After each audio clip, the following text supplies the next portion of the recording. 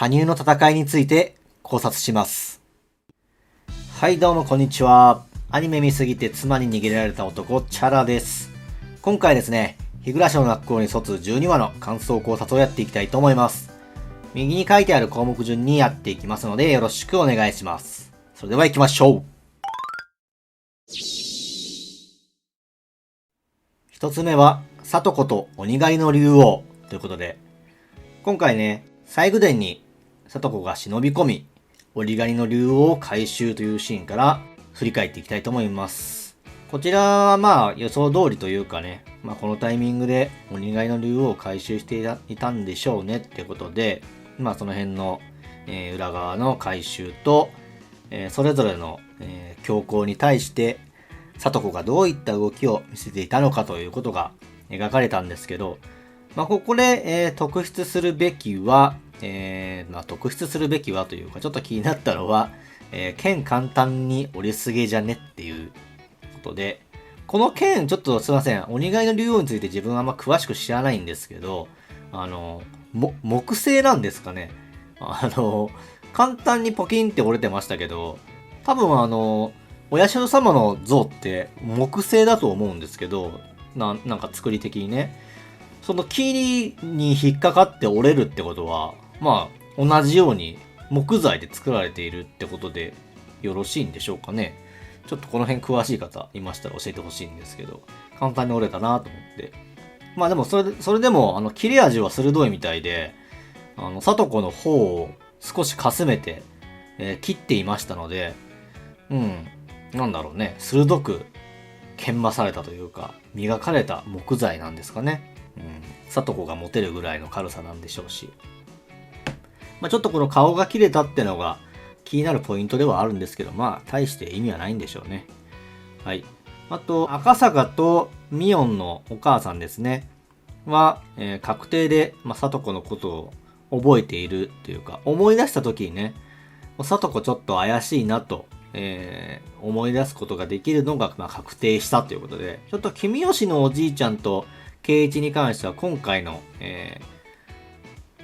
強行で、直接里子が手を下したっていう描写は映されなかったので、この辺はグレーのままなのかなと思います。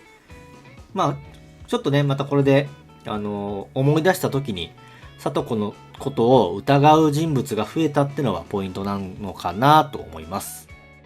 アニメが好きな方、チャンネル登録して、一緒にいろんなアニメを楽しみましょう。二つ目、羽生の戦いということで、今回、かけら世界の描写がされたんですけど、リカが帰ってくる前にね、羽生がどういうことを、どういう行動をしていたのかとか、その辺がちらっと映されました。で、自分が封印された時のことを思い出して、リカがね、8代連続女の子が生まれた8代目ということで、そのことを、祈ってしまった自分への後悔もありつつ、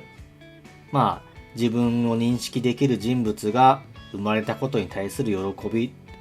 両方の感情が、描かれていましたね。この辺は、いろいろ羽生も1000年生きてね、思うことがあったんでしょうけど、で今回その、自分の思い出というかね、かけらの力とかを全部、使いまして、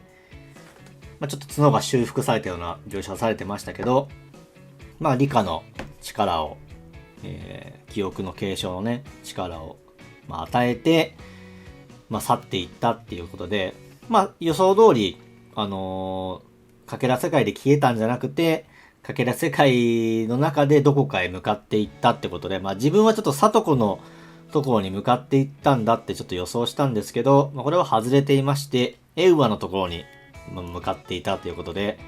エウアがね、笑っているところに、羽生が、参戦というか現れて、エウアもやっぱ予想外、完全な予想外かどうかはわかんないですけど、楽しいことがこれから起こりそうだっていう感じでニヤニヤしていましたね。で、エウアとの決戦になるんですけど、前回の動画で話した通り、オープニングで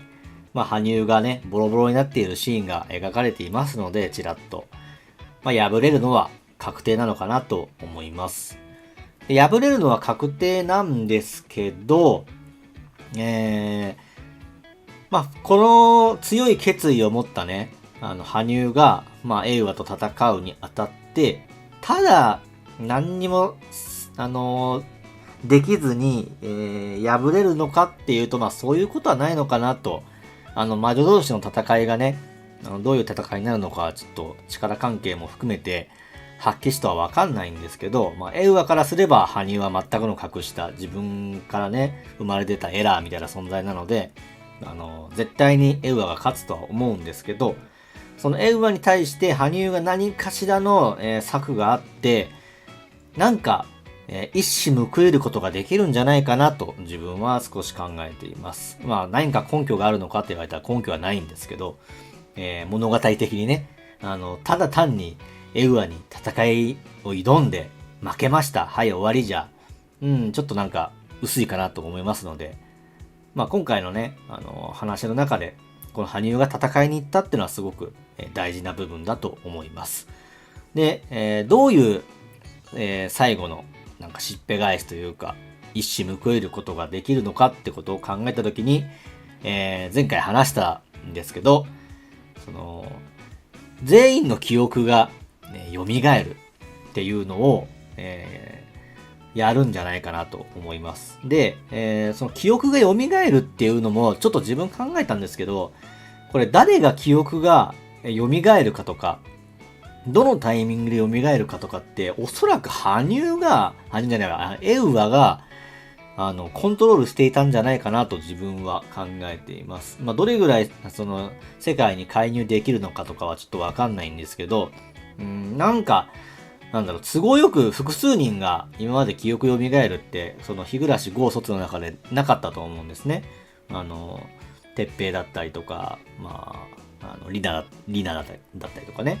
一人ずつはあったんですけど、同時の同じかけらの中で複数人が一気に思い出すっていうのはなかったと。で、それはなんでかって言ったら、そういう記憶蘇るのも、少ない。あれか。高野も含めると複数人になるのかな。ちょっと、そう考えると、高野と鉄平は被ってたのかな。ちょっと、あれだね。複数人出てきちゃったんだけど。エウアがね、記憶蘇らせるのにね、なんか関わってるような自分は気がするんですよね。で、そう考えると、羽生がね、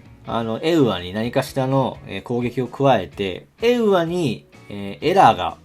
発生すると。エウアがちょっと傷ついて、自分の力の中で制御しきれない部分が発生すると。で、その制御しきれない部分が、記憶の、蘇りに関する部分なんじゃないかなと自分は予想します。で、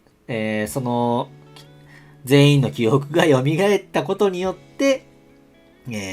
里子に対して反撃ができると。で、里子に対して反撃、里子に対してというか、里子の魔女人格に対して反撃を行って、里子の魔女人格を完全に切り離して、今回の、卒というお話は、一旦幕を閉じるんじゃないかなと自分は考えています。完全に、里子から魔女人格が分離することによって、そのかけらの中では、里子は元に戻ると。そのかけらが、ルチーア学園につながって、どういう風に改心するかとかはちょっと、描かれるかどうかはわかんないんですけど、切り離されると。で、切り離された魔女人格の里子は、エウアの思い通りにならなかったということで、なんか罰を受けるんじゃないかなという風に少し予想します。はい、ということで、日暮卒12話の感想考察でした。今回ね、新たに描かれた、羽生の決意だったりとか、エウアとの対峙で、里子の、暗躍の場面とかね、この辺は数少ない考察要素だったんですけど、特に注目するのはやっぱ羽生の戦いですね。その辺に注目して、次回も楽しみに待っていましょうということで、こんな感じで、日暮一つ含め、他のアニメの感想だったり考察だったり、どんどん動画を上げていきたいと思いますので、よろしかったらチャンネル登録、動画への高評価よろしくお願いします。また、動画への感想だったり考察などありましたら、コメントにてどんどん記入をよろしくお願いします。それでは次回の動画でお会いしましょう。さよなら。